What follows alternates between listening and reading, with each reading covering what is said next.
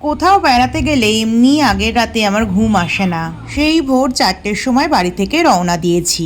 এতটা long journey, তারপরে আবারও এসে ঘুরতে বেড়ানো, খেয়ে দিয়ে যা লম্বা ঘুম দিয়েছি আমার চোখ মুখ দেখেই তোমরা হয়তো বুঝতে পারছো। 1-2 অ্যালার্ম মিস করে বিকেলে 6টা 6:30টায় ঘুম থেকে উঠে রেডি হয়ে আমরা বেরিয়ে পড়েছিলাম জগন্নাথ মন্দির দর্শনে। মন্দিরের অপোজিটে আমাদের গাড়িটাকে ফ্রি পার্কিং করে আমরা ওই 7টা 7:30টার মধ্যে মন্দিরে এন্ট্রি নিয়ে নিয়েছিলাম। আর বলো না, স্টাইল মেরে চুলটাকে আবার খুলে গেছি, সে যে কি খারাপ অবস্থা হচ্ছিল আমার, ভাগ্যের সাথে ক্ল্যাচাচ্ছিল। যেদিন মন্দির দর্শনে গিয়েছিলাম সেদিন চন্দন যাত্রা ছিল, সেই দেখারও সৌভাগ্য হয়েছে আমাদের।